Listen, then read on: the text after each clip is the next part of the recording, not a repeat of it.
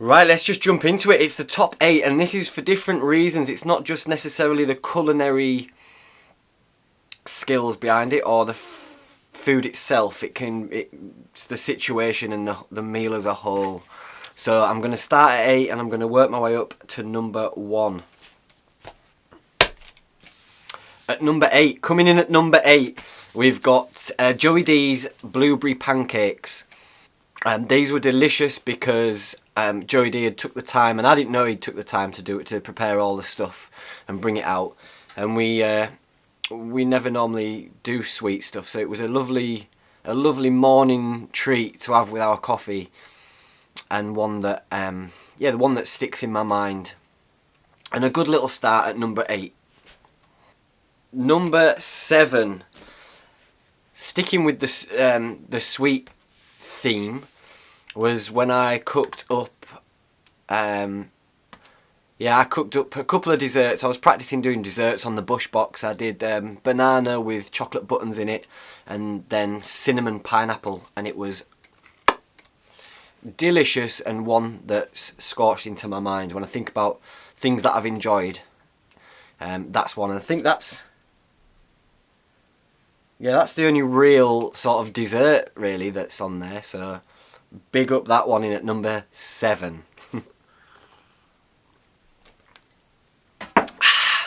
In at number 6 is a recent one, which is the fish and chips that I cooked out in the woods. That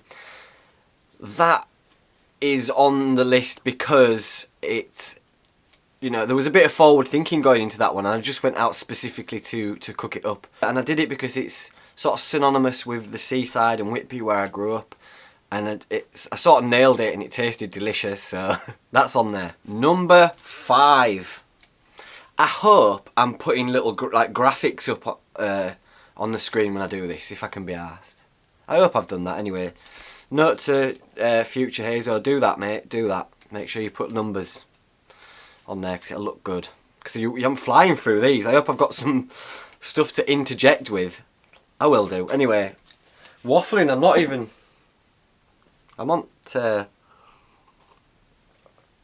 on sauce. Right.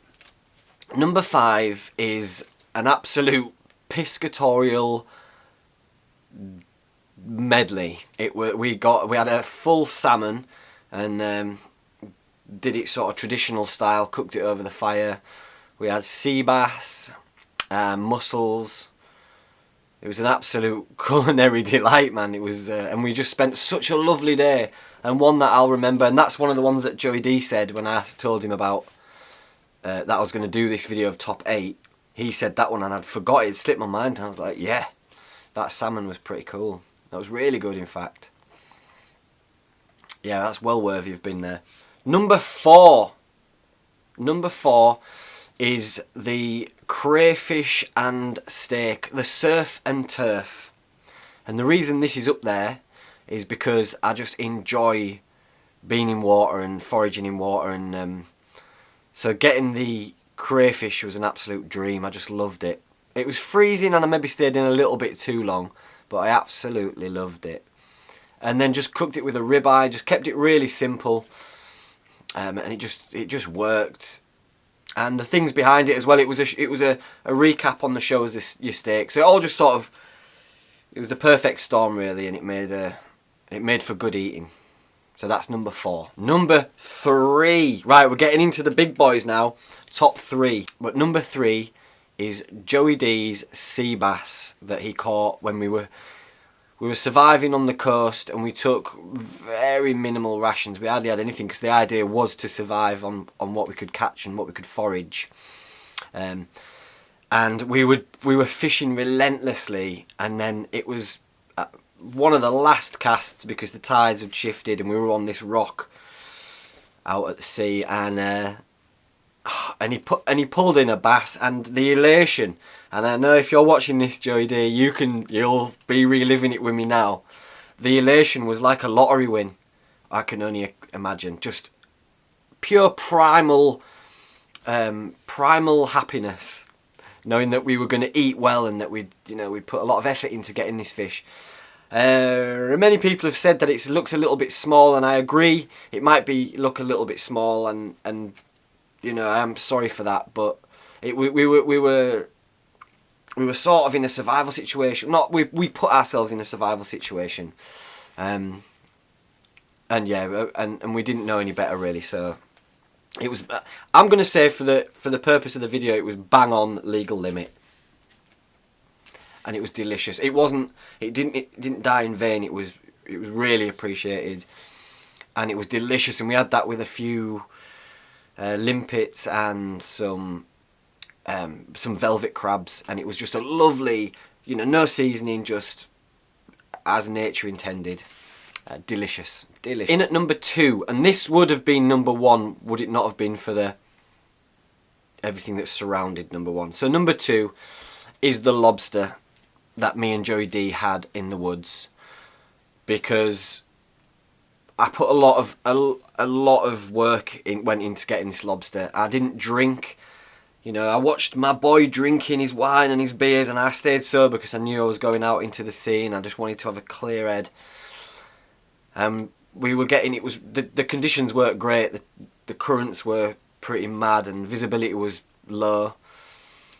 And we got in, got out, I got back in again, got back out, and then I said, right, one more, mate, I'm just going to go for one more.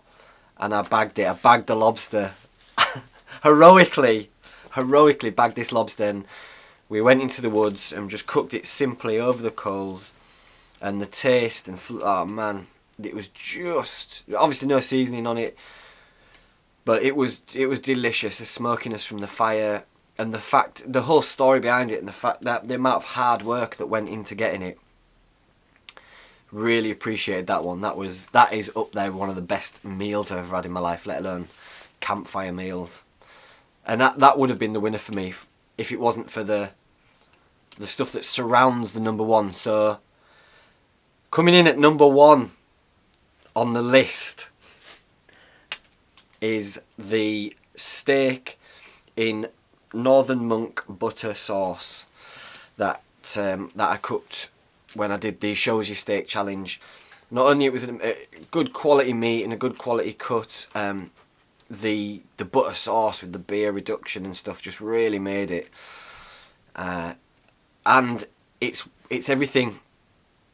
It's everything that surrounds it as well. It's not just how delicious it was, which it was, but it transcended its culinary